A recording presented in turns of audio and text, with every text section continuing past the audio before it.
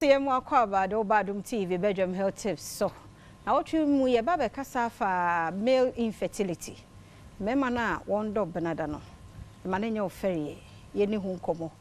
Ye be na what you muno, bones was dear 5 minutes. Ya me boy ye wanyo bia sada, e bia bibi, and akofasa how naba. The sofa Sadama Endpoint Homeopathic Clinic.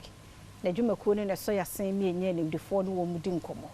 2 year on qua dear, your more ya really dear just want to many. O friend on qua dear or bejoso. Offer Dr. Dubuatin or personal doctor, a bebua one cassa, or many other dear the money patients.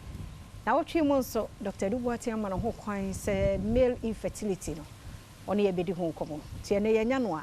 ye bedi sanko 5 minutes, medofu yenche, tie bi ansana wako, yada se. Dog, yama kwaba. Medase pa. Bibi wako de. Yada se umre no wadaji. Na what you want ya se kasafa male infertility. Sa eno ya nimse manu kwa ni o problem. Ega no kre. E maybe a twa mu na on say ema ene carry akwala. Oba na enyem. Na mo be ma so na be ma oba na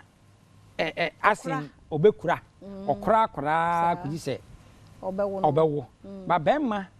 ena nyem oba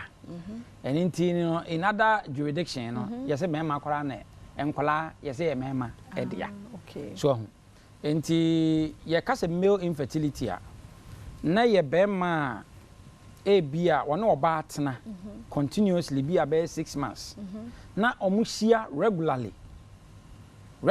because oba tam ye wotamwa oba betimi anyem nye tam bia na betimi na oba nam ada a oba na betimi anyem nje ono oba na hia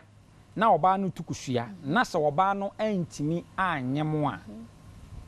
na yebeka te sai bia be ma no eye bia krawa ana se wo ye infertile na wo hwemu a awo wo hwe male infertility a e wo soro pa na mema ne bebre wo ho a ya na they refuse to accept it say wontimi enyem especially say be ma akonya be ma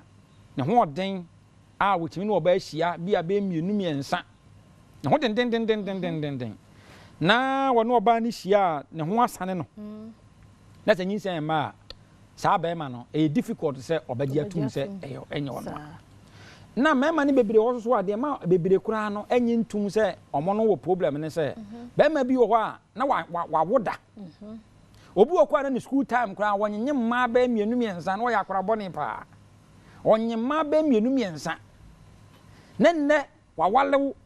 na wo sinyinsan ma wo do nsa ba be kire ne so obowa nyono a tuo no obebusa ase me ne wo da no wo hu ni sai o se me hu ni correct me ne wo da me hu nso ma o se me hu nso ma me nta na wo nhia o se an o se na de afi de adenti na wo se but wo se yeti ase ne se bema betimi no oba ahia ama bema no ho asane no so na nsuo no na hinim eno so wo hyadamfo ani hu se dabi ana your two main types of male infertility your type of yebeka say primary infertility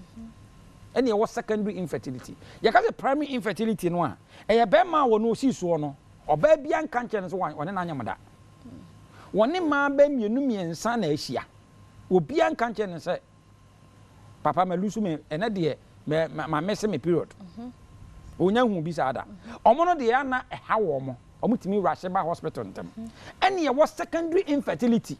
eno de ba ma bia osi so no wono ana yire kra wone na ahia wone na wo ba mienu miensa ene nyinse ma so omo pebiem nyinse ne mba better na omo no ene beka secondary infertility omo na excuse my language omo no ye very stubborn people they don't want to come to hospital because in in life no wono wanyem obi na mmom so behwemu no eno na wonyem oba enne bibi betimasi ama enne nyinsen no wontime nyem oba eno nti na otwe nyina ye bedi nkomo ye beto so a dive ne ahwe the types of be ma hu nsuo kura ya hwehwe mu ahwe se nsuo no ko mu ahodo obi wo ho ana na ya dosuko am ya hwe sa de no Endpoint Homeopathic Clinic sa ya de ne hawo ana so wa hoden ne wo form ana se wo honam hyehyew bibi ne nam honam duanim wo twetwetwe ana se cheche wanya stroke ana wo dwunso mu yade hawo bia no a yade bia hawo bia frɛ Endpoint Homeopathic Clinic e wo 0244 86 7068 0244 86 7068. That I say, Dr. Dubois, no, Mr. Friend, CCA, no, but also. Ochana kwa hoden wo ho asabre ya nso kan ye ho na ye nto aso male infertility your primary and your secondary for no dogs sebio ya na some aso oden kakra because ogini hu de wa ba ko o mienu nti de nti na wo se no ntime ho eno ho nkomo ye bedi ochana nyame ya doma de course sa male infertility no medi afia abankwa tamaklo ochana kwa hoden wo ho a sabre ya 5 minutes ye nche na ato aso.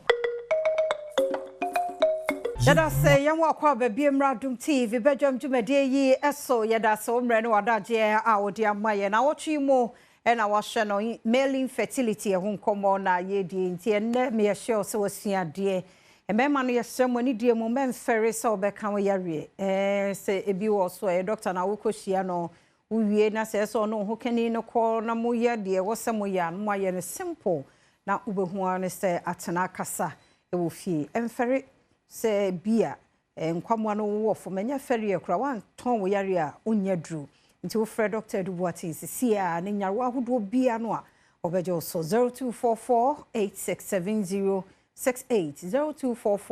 0244867068 wo frɛ no nko ade obejo so ochena sa bra no anso kan ye ho ye nche simanum ne edi nkomo yi awie tie da se obeye ne sa eguso a wo hye agyanom happy Father's Day the whole month ye modia muni momoni nye wate yetimoso ane asori nyame hyiram papa wonya mo kese na pressure ni nyina mra fom na bibia nso ne asumdue enkoso antena wabusua mu mame na majoy trish worumase atade kama fefefe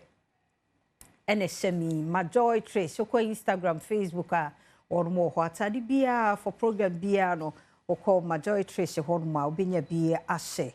the links and so you train kama edi amame and to pe bia call Instagram the